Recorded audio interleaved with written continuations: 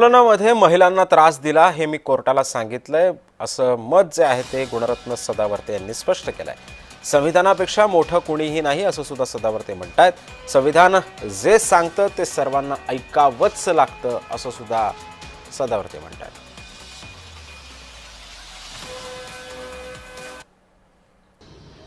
जे आहे स्पष्टपणे मुंबईकरांच्या बॉम्बे या आर्थिक राजधानीवर होत आहे ते सुद्धा आम्ही माननीय न्यायालयाला सांगितलं।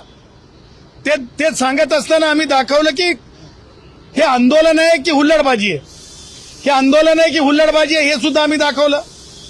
महिला पत्रकारांसोबतचं गैरवर्तन, त्याचबरोबर शिव्यांची लाखोळी, त्याचबरोबर एका सन्माननीय खासदार असलेल्या सुप्रिया सुळेंवर पाण्याच्या पिलेल्या उष्ट्या बॉटल्स फेकल्या गेल्या, अर्वतच्या कमरेखालचं घाणेरडं बोलणं, हे सगळ्या बाबी न्यायालयासमक्ष आम्ही मांडल्या।